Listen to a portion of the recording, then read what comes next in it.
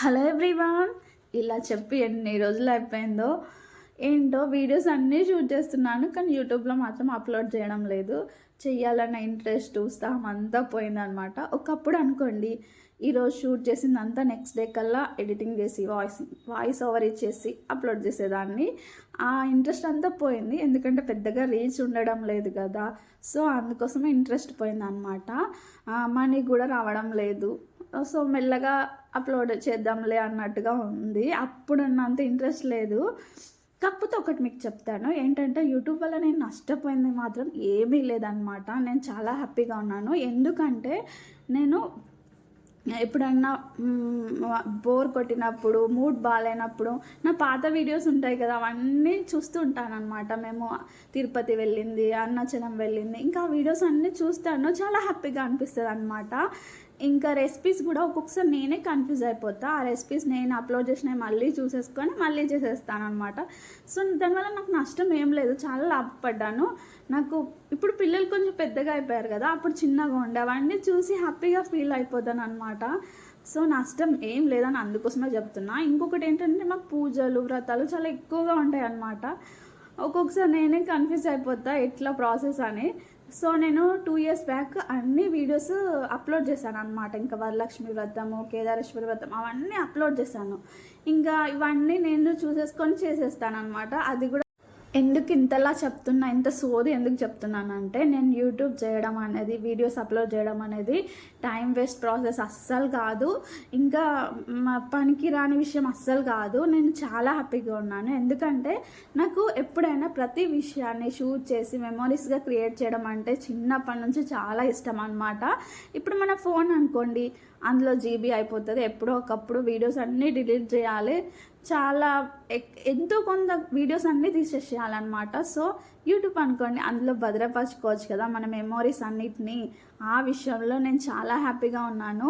నేను మా పిల్లలకు కూడా ఒక మంచి గిఫ్ట్ అనమాట. వాళ్ళు పెద్దగా అయ్యాక కూడా చూసేసుకుంటారు ఈ మెమోరీస్ అన్నీ. నేను కూడా ఓల్డ్ ఏజ్ వచ్చేసరికి ఈ వీడియోస్ అన్నీ చూసుకుంటూ కాలక్షేపం చేసేస్తాను అనమాట. ఆ విషయంలో నేను చాలా హ్యాపీగా ఉన్నా. అందుకోసమే నేను అస్సలు మనీ రాకపోయినా కూడా ఇది అరే యూట్యూబ్ చేసి టైం వేస్ట్ చేశాను అన్న అస్సలు ఫీల్ అవ్వట్లేదు. అందుకోసమే చెప్తున్నాను. ఇంక ఈ సోదంతా పక్కన పెడితే, సోది కాదులండి, నా మనసులో మాట చెప్తున్నాను. ఇదంతా పక్కన పెడితే మేము ఎక్కడికి వెళ్తున్నామంటే, చాలా రోజుల తర్వాత నేను నా ఫేవరెట్ ప్లేస్కి వెళ్తున్నాను అనమాట. మళ్ళీ జర్నీ కూడా చాలా అద్భుతంగా ఉంది. ఏంటంటే ఆ రోజు వర్షం హెవీగా పడట్లేదు, అట్లాగని ఎండ కొట్టడం లేదనమాట. చిన్న చిన్న చిరుజల్లులు ఉంటాయి చూడండి, అట్లా పడుతుంది. అందులో కార్ జర్నీ ఎంత బాగుంది, అసలు జర్నీ ఏర్పడనే లేదు. ఇంతకీ ఎక్కడికి వెళ్తున్నామంటే, మేము నా ఫేవరెట్ ప్లేస్ అని చెప్పిన కదా, వెమ్లవాడ వెళ్తున్నాం అనమాట. నిజంగా ఇట్లా వెదర్ ఉంటే వెమ్లవాడ కాదు, ఏంటంటే కేదార్నాథ్, బద్రీనాథ్ కూడా వెళ్ళచ్చు కార్లో. అంత అసలు జర్నీయే ఏర్పడలేదు, చాలా బాగుండే. ఇక్కడ చూసారు ఆ లొకేషను, ఇది ఇక్కడ రామగుండం దగ్గరనే, అంటే మేము ఉండే ఏరియా దగ్గరనే. కానీ ఎంత అద్భుతంగా ఉందో చూడండి. ఏ అరకుకు వెళ్ళామో, ఎక్కడికో ఊటీకి వెళ్ళామో అన్నట్టుగా ఉంది. ఇది ఇన్స్టాగ్రామ్లో చాలా వైరల్ అయిపోయింది. నేను తీసిన ఈ వీడియో కూడా చాలా బాగా వచ్చింది చూడండి. పైన ఫాగ్, కొండలు అసలు వేరే ఉండే, అసలు మా ఏరియాకి సంబంధం లేకుండా ఉంది. చాలా బాగుంది. వర్షం పడడం వల్ల ఇంకా అద్భుతంగా కనిపించింది అనమాట. ఇంకా శివయ్యని చూసి చాలా రోజులైంది, అందుకోసమే బయలుదేరినాము. మేము ఆఫ్టర్నూన్ అట్లా బయలుదేరినాము. అన్నం తినేసి ఇంకా ప్యాకింగ్ చేసేసుకున్నాం అనమాట. పూరీలు, ఆలు కర్రీ అన్నీ ప్యాకింగ్ చేసుకొని బయలుదేరినాం అనమాట. అసలు జర్నీ ఏర్పడనే లేదు నిజంగా. అసలు వెళ్ళినట్టుగానే అనిపించలేదు. చెప్పినా కదా, అసలు ఎండ లేదు, అట్లాగని హెవీ వర్షం పడట్లేదు. బాగుండే వెదర్ మాత్రం. ఇంకా నేనైతే ఫుల్ ఎంజాయ్ చేశాను. ఇంకా విండో నుంచి బయటకు చూస్తూనే ఉన్నాను. ఇంకా మా ఆయన చెప్తున్నాడు, లారీ వచ్చింది అనుకో నీ పని అయిపోతుందని. కాకపోతే మస్తు హ్యాపీగా అనిపించింది. ఈ సమ్మర్ మనం మస్తు టార్చర్ అనుభవించినాం కదా, వేడికి ఎండకి. సో ఈ వర్షం అనేది మాకు చాలా హ్యాపీగా అనిపించింది. ఇంకా అందులో జర్నీ ఇంకా ఫుల్ కూల్ అయిపోయినాం అనమాట. సో మంచిగా ఎంజాయ్ చేసుకుంటూ వెళ్ళినాము. ఇంటి దగ్గర నుంచి చాలా స్నాక్స్ తెచ్చుకున్నాము, పూరీలు అన్నీ తీసుకొచ్చుకున్నాము. కాకపోతే అవన్నీ పోతాయి మనకి. అస్సలు ఇంటి దగ్గరనేమో ఏమీ కొనుక్కోవద్దు, ఇవే తినేసేయాలి అనుకుంటాము. కానీ బయటకు రాగానే మారిపోతుందన్నమాట. ఇంకా బయట వర్షం పడుతుంది. ఇంకా చూస్తేనేమో ఇక్కడ మక్క గారెలు వేడి వేడిగా చేస్తున్నారనమాట. చూడగానే తినాలనిపించింది. చాలా అంటే చాలా బాగుండే టేస్ట్. ఏంటంటే ఒక్క ప్లేట్ అనుకున్నాము, 3 ప్లేట్స్ తినేసినాం అనమాట అందరము. అసలు ఎట్లా తిన్నామో తెలియదు, అంత ఆకలితో లేము. కాకపోతే వర్షానికి పోతూనే ఉన్నాయి. చాలా బాగుండే టేస్ట్. ఇంకా మక్క గారెలు తినేసి నేను ఒక టీ తాగేసి కాసేపు కూర్చొని మళ్ళీ బయలుదేరినాము. ఫైనల్గా వెమ్లవాడ అయితే రీచ్ అయిపోయినాము. ఏంటో ఈ కమాన్ చూడగానే చాలా ఎమోషనల్ అనిపించింది. శివయ్యని చూడక చాలా రోజులు అయిపోయింది అనమాట. సో అట్లా ఇంకా వెమ్లవాడలో కూడా మంచిగానే వర్షం పడుతుంది. ఇంకా లోపలికి ఎంటర్ అయిపోయి నందీశ్వర కాంప్లెక్స్ దగ్గర అయితే పార్కింగ్ చేసేసుకొని రూమ్ కోసం అయితే మా ఆయన వెళ్ళిండు. రూమ్ తీసుకోవాలి కదా, పబ్లిక్ అయితే ఎక్కువ లేకుండే. మాకు నందీశ్వర కాంప్లెక్స్లో రూమ్ అంటేనే నచ్చుతుంది. లాస్ట్ టైం వెళ్ళినప్పుడు దొరకలే అనమాట, ఈసారైనా దొరకాలనుకున్నాము. ఫైనల్గా అయితే మా ఆయన రూమ్ తీసుకోవడానికి వెళ్ళిండు. 1 అవర్ దాకా వెళ్ళిండు అనమాట. పబ్లిక్ అయితే లేరు. ఫైనల్గా అయితే రూమ్ దొరికింది. ఏంటో వీళ్ళిద్దరికి ఒక్క సెకండ్ కూడా పడదు, పక్క పక్కనే కూర్చుంటారు, మళ్ళీ కొట్టుకుంటూనే ఉంటారు అనమాట. ఇంకా తర్వాత మా ఆయన అయితే వచ్చిండు. మా రూమ్ నెంబర్ చూసిండ్రా 143. ఇంకా లోపలికి అయితే వెళ్ళినాము. రూమ్ అయితే చాలా బాగుంది. చెప్పిన కదా, నందీశ్వర కాంప్లెక్స్లో రూమ్ దొరికితేనే సాటిస్ఫాక్షన్ అనిపిస్తుంది అనమాట. ఇంకా లోపలికి వెళ్ళి మేము తీసుకొచ్చిన బెడ్షీట్ అయితే వేసేసుకొని ఫ్రెష్ అప్ అయిపోయినాం అనమాట. ఇంకా ఎర్లీగానే వచ్చినాము. మేము వెమ్లవాడ వచ్చేసరికి 5:30 అయినట్టుంది. రూమ్కి వచ్చేసరికి హాఫ్ అన్ అవర్ ఏమో పట్టింది. 6:30 వరకు అయితే రూమ్లో ఉన్నాము. కాసేపు ఫ్రెష్ అప్ అయి రెస్ట్ తీసుకున్నాము. బోర్ కొడుతుంది, రూమ్లో ఏం చేస్తామని బయటికి అయితే వెళ్ళినాము.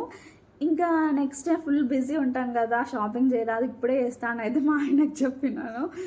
ఇప్పుడు ఖాళీగానే ఉన్నాం కదా, షాపింగ్ చేసుకుంటే బ్యాంగిల్స్ అట్లా తీసుకుంటాం కదా, వెమ్లవాడ వచ్చినప్పుడు ఖచ్చితంగా బ్యాంగిల్స్ తీసుకుంటాము. సో బ్యాంగిల్స్ అన్నీ ఇప్పుడే తీసేసుకుంటాము, రేపు మనకి కలవదు కదా, టైం సరిపోదు కదా అని అయితే చెప్పినాను. ఇంకా మేము అందరం అయితే వెళ్ళినాము. అప్పుడు షాప్స్ అన్నీ క్లోజ్ ఉన్నాయి, ఆల్మోస్ట్ కొన్ని షాప్స్ మాత్రమే ఉన్నాయి. వర్షం పడుతుందన్న ఎందుకో తెలియదు, షాప్స్ ఆల్మోస్ట్ క్లోజ్ ఉన్నాయి. ఇంకొక బ్యాంగిల్ స్టోర్కి అయితే వెళ్ళి బ్యాంగిల్స్ అయితే తీసుకున్నాము. నాకు మా పాపకైతే తీసుకున్నాను. ఏంటో ఇంటికి వెళ్ళిన తర్వాత ఈ కలర్ బ్యాంగిల్స్ తీసుకొని ఉంటే బాగుండేది, ఈ శారీకి మ్యాచ్ అయ్యేది కదా అనిపిస్తుంది. బ్యాంగిల్ స్టోర్కి వెళ్ళాక అసలు ఏం తీసుకోవాలో అర్థం కాదు, అన్నీ నచ్చుతాయి, అన్నీ ఉన్నట్టుగా అనిపిస్తాయి అనమాట. ఫైనల్గా అయితే ఒక పేరు తీసుకొని అయితే బయలుదేరినాము. చూసారా, మెయిన్ టెంపుల్ అనేది రెనోవేషన్ అవుతుంది, మంచిగా టెంపుల్ని డెవలప్ చేస్తున్నారు అనమాట. కాకపోతే చాలా బాధ అనిపించింది, మెయిన్ టెంపుల్లో దర్శనం లేదనమాట శివయ్యది. ఇంకా అదొక్క విషయమే బాధ అనిపించింది. ముందే తెలుసు మాకు, కాకపోతే ఇంకా వెమ్లవాడ వెళ్దాం అనుకున్నాము, అందుకోసం వచ్చేసినాము. ఇక్కడ ప్రతి అణువులో శివయ్యనే కనిపిస్తాను అనమాట. ఇక్కడికి వస్తే చాలు శివయ్య అనుగ్రహం ఉన్నట్టే అనిపిస్తుంది. అందుకోసం మా ఆయనను ఒప్పించి ఇక్కడికే వెళ్దామని చెప్పిన. ఆయనకు కూడా మెయిన్ టెంపుల్లో దర్శనం లేదు కదా, వెళ్ళి ఏం చేస్తామన్నాడు. కాకపోతే నేను చెప్పి అయితే తీసుకొచ్చినాను. కొంచెం బాధ అనిపించింది నిజంగా, శివలింగం చూడలేకపోతున్నామే శివయ్యని అని అనిపించింది. కాకపోతే లోపల పూజలు అన్నీ జరుగుతాయంట, స్క్రీనింగ్ మీద అంటే స్క్రీన్ మీద చూపిస్తారు. మనము ధర్మగుండం సైడ్ నుంచి వెళ్ళి స్క్రీన్లో చూడాలన్నమాట. అక్కడ ఇక్కడ నుంచి వెళ్ళేసి లోపలికి వెళ్తే అక్కడ మంచిగా డెకరేషన్ అంటే మంచిగా చేసిందనమాట. శివయ్య లింగం ఒకటి, వినాయకుని లింగం అవన్నీ పెట్టేసి ఇట్లా మంచిగా డెకరేషన్ చేసి ఇక్కడ ఈ స్క్రీన్లో మనకి లోపల పూజలు జరిగేటివి అవన్నీ దర్శనం చేసుకోవచ్చు, స్క్రీన్ మీద దర్శనం చేసుకోవచ్చు అనమాట. కాకపోతే కొద్దిగా సాటిస్ఫాక్షన్ అనిపించలేదు, మన కళ్ళతో నేరుగా చూసినది వేరే కదా, స్క్రీన్ మీద చూడడం కొంచెం బాధ అనిపించింది. పర్లేదు, మన శివయ్యనే మంచిగా గుడి అనేది మంచిగా డెవలప్ అవుతుంది కాబట్టి మనం కూడా కోఆపరేట్ చేయాలి కదా. ఇంక ఇది నెక్స్ట్ డే అనమాట. నెక్స్ట్ డే అంటే ఇంకా ఆ రోజు సండే అనమాట. ఎర్లీ మార్నింగ్ లేచి అందరం ఫ్రెష్ అప్ అయ్యి దర్శనానికి అయితే వెళ్తున్నాము.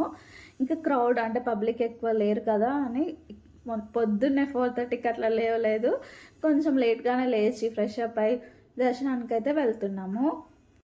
ఫస్ట్ అయితే శివయ్యని స్క్రీన్ మీద దర్శనం చేసుకుందామని మెయిన్ టెంపుల్ దగ్గరికి వెళ్ళినాము. అయితే చూసారు కదా, నైట్ మీకు చూపించాను కదా ముందు రోజు. ఫస్ట్ అయితే పార్వతమ్మ, తర్వాత మధ్యలో శివలింగం, అటు లక్ష్మి గణపతి అంటే వినాయకుడు, ముగ్గురు దేవుళ్ళు అయితే మంచిగా డెకరేషన్ చేసి ఇటు పక్కన స్క్రీనింగ్ ఉంది. ఇందులో మనకి లోపల జరిగే పూజలన్నీ కనిపిస్తాయి అన్నమాట.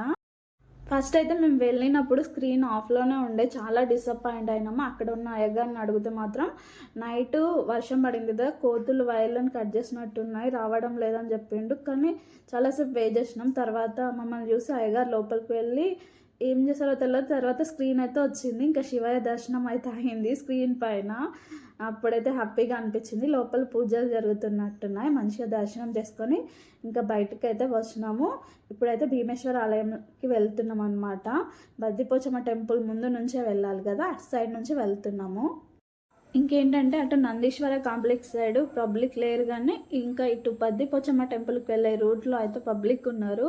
ఇంకా ఈ బద్దిపోచమ్మ టెంపుల్ దగ్గర అయితే ఫుల్ క్రౌడ్ ఉన్నారు. ఇంకా ఆ రోజు సండే కదా, సో భీమేశ్వర ఆలయంకి అయితే వచ్చేసినాము, లైన్లో నిల్చున్నాము. నిజంగా ఇక్కడికి వచ్చేసరికి మెయిన్ టెంపుల్కి వెళ్ళినట్టుగానే అనిపించింది. అట్లనే ఏర్పాటు చేసినారు అనమాట.